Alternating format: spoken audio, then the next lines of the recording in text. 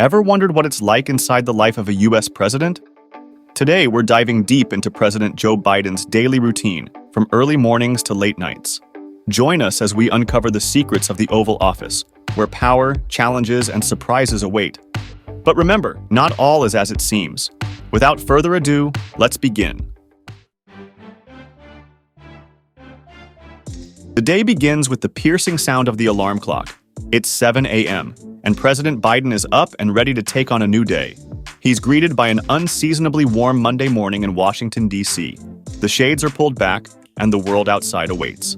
A short walk across the hall leads President Biden to the dining room. Here, a team led by Executive Chef Cristeta Comerford serves up a hearty breakfast. As he digs into his meal, the president also reviews a packet known as the bulletin. This curated collection of news is tailored to include stories that matter to him, including updates from his home state of Delaware. After breakfast, it's time for some physical activity. President Biden heads to a small workout room on the rarely pictured third floor of the White House. He kicks off his day with a workout led by trainer Drew Conteras, a quick shower and change of clothes, and it's 9 o'clock a.m. A commute downstairs to the fabled Oval Office awaits. President Biden's schedule is carefully managed to accommodate his age. Most public appearances are scheduled between noon and 4 p.m., and weekends are kept as restful as possible. Jennifer O'Malley Dillon, his deputy White House chief of staff, insists that his age hasn't led to major changes in his schedule. A study comparing President Biden's schedule to past presidents reveals some interesting insights. His morning routine resembles that of Barack Obama, with minimal public events before 10 a.m., however. The real difference emerges in the evening, with President Biden opting for fewer late-night public appearances. What about his interaction with the media? President Biden's interactions with the media are limited to prevent politically damaging mistakes. He's given fewer interviews than his predecessors and hasn't held a news conference with major newspapers. Additionally, the president's doctor hasn't been available for questioning, though he issued a statement affirming the president's fitness for duty. The president's most crucial role is making swift decisions when needed. To do that effectively, they must stay informed on various topics. The daily briefing, which takes place at 9 a.m., plays a pivotal role. Vice President Kamala Harris also attends these briefings, ensuring readiness for any critical situation. The heart of the briefing is a classified document prepared by American intelligence agencies. This document is the president's window into the most sensitive information. While we can't access recent briefings, some declassified ones offer a glimpse into the past. For example, a 1977 briefing accurately predicted President Anwar Sadat's assassination. Have you ever wondered what it costs to run the presidency? Running the presidency is no small feat. It comes at a significant cost. In fact, a whopping $755,580,000 is allocated to this role.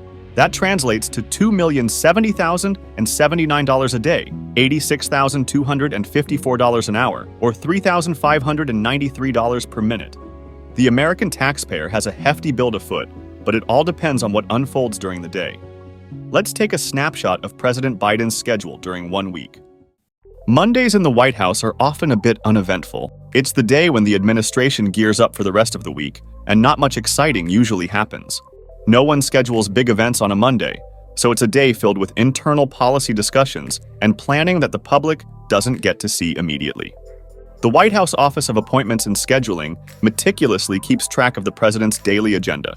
However, accessing this information can be quite a process. Thanks to the Freedom of Information Act, the public can eventually get access to these records. But there's a catch. Presidential records are restricted for 5 years, and then there's more time needed for processing. So, the most recent detailed account of a president's day dates back to the Bush administration.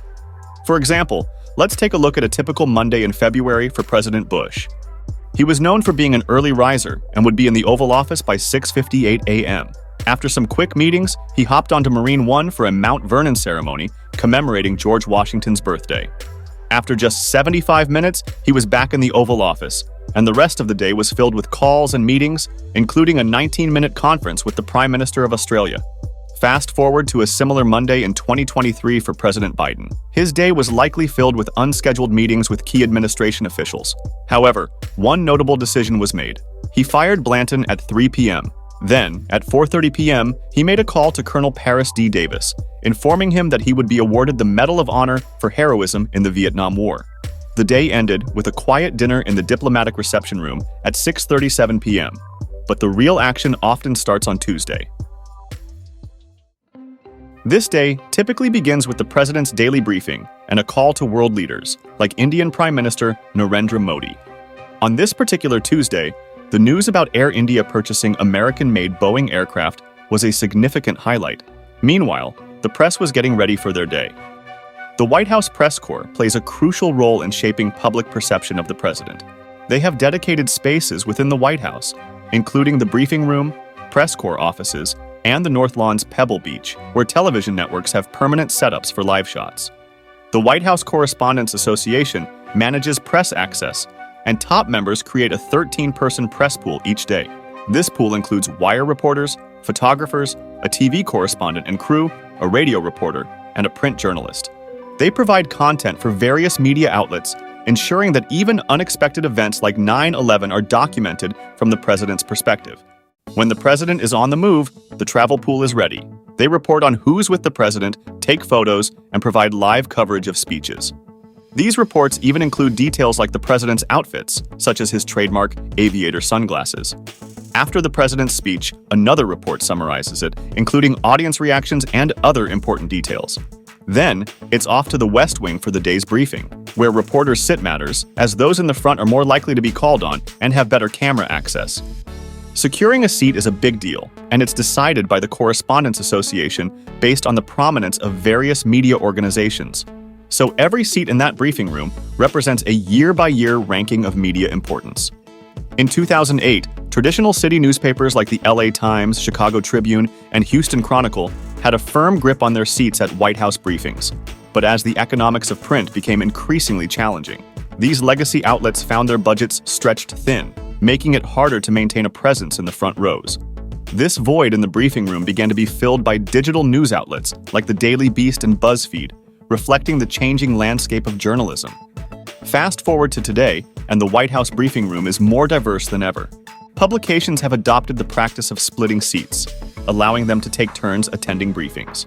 However, the prime seats in the first and second rows have remained steadfastly dedicated to legacy media organizations such as CBS, the AP, ABC, and NPR. These seats hold a certain prestige, symbolizing the historical significance of these news outlets in American journalism. After the White House briefing concludes, there's a ritual known as calling a lid. This essentially means that there are no more planned public appearances by the president or their representatives for the day. Reporters can then head back to their offices or homes without worrying about missing important events. On a typical Wednesday, the president's day includes internal work, a speech in Maryland focused on the economy, and an early 3:50 p.m. lid. Thursdays tend to be a bit busier, with the president boarding Marine One for a short flight to Maryland's Walter Reed Medical Center for his annual physical. According to a later released letter, Biden is described as a healthy, vigorous 80-year-old male, fit to successfully execute the duties of the presidency. The president's schedule isn't all work, though. He also participates in events like screening the movie Till in the White House's theater, commemorating Black History Month. After such events, a lid is typically called, marking the end of the day's official activities. As the week progresses, Fridays often see a slowdown in public appearances, with news primarily coming in the form of press releases. Sometimes the president decides to stay in D.C. instead of heading to his regular weekend retreat in Delaware, hinting at the possibility of impromptu decisions and changes in plans. But it's not until Saturday night that things take an unexpected turn. At 3:30 a.m., a motorcade quietly departs from the White House, breaking the routine of presidential travel. Typically, presidents use helicopters to reach Joint Base Andrews, but this time, the president is supposed to be sound asleep in the residence. The small motorcade and the secrecy surrounding the departure raise eyebrows. President Biden is airborne within an hour, accompanied by a limited traveling party and just 2 journalists. This trip is unlike any other, as he heads to a conflict zone in Ukraine, a risky move without the presence of American troops or a safe airbase for landing. It's a calculated risk that underscores the president's commitment to the situation. The planning for this extraordinary trip extends to the choice of aircraft. Instead of the recognizable Air Force One, the president and his team opted for a C-32 to maintain relative anonymity. This decision is aimed at minimizing the chances of their travel being detected. As the trip unfolds, it becomes clear that the secrecy is paramount. Only a select few know of the president's departure, and even the press pool is delayed, with journalists surrendering their cell phones. The president's visit to Ukraine without a visible American presence is a bold move, emphasizing the importance of speed and secrecy.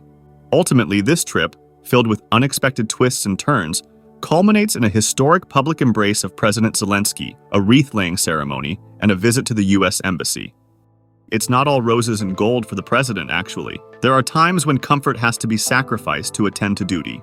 First off, picture this. It's the middle of the night, and President Biden gets an urgent call about a missile striking Poland. Instantly, he springs into action, consulting his top advisors, calling world leaders, and dealing with a crisis. This is the Biden we often see, sharp and seasoned, ready to handle the toughest situations. But then, there's another side of Biden, one that occasionally gets mixed up about his own grandchildren, can't recall the last country he visited, or even stumbles and falls. It's a side that reminds us he's an octogenarian, someone who's reached their 9th decade. It's natural for aging folks to experience these things, and Biden's no exception. Now, let's talk about the elephant in the room, the age factor. President Biden is 80 years old, and he's running for re-election, which would put him in the White House until age 86 if he succeeds. That's got a lot of people wondering about his ability to handle the job effectively. But here's the thing, age isn't just a number. It's also about how you adapt and continue to perform. And according to those who regularly interact with him, including his adversaries, Biden's still got it. In private meetings, he's sharp and commanding. He's even known to outlast younger colleagues on grueling diplomatic trips to places like Ukraine, Japan, and Egypt. Sure, he may sometimes trip over his words or appear a bit older due to his stiff gait and thinning voice, but that's not new. Biden's been dealing with a stutter and a penchant for verbal missteps for years. What hasn't changed is his judgment, which his advisors describe as good as ever. In fact, they often use the phrase sharp as a tack to describe him. And Biden himself sees age as an asset, not a liability. At the White House Correspondents Association dinner, he quipped, "You say I'm ancient? I say I'm wise." However, it's hard to ignore the physical changes. Remember when he used to engage in squirt gun battles with kids just a decade ago? Now, he shuffles across a bridge in Selma, Alabama with a bit more stiffness. It's a reminder that time marches on for everyone. Polls tell us that Americans, including Democrats, are concerned about Biden's age. Some voters have expressed worries about moments where he seems to lose his train of thought during speeches. The unease even extends to party donors and local leaders who wonder about his health. Do you think President Biden's health is a matter of concern, considering the weight of his office? Let us know in the comments section. And there you have it, a glimpse inside the life of a United States president. If you like this video, kindly share, and subscribe to the channel for more videos like this one.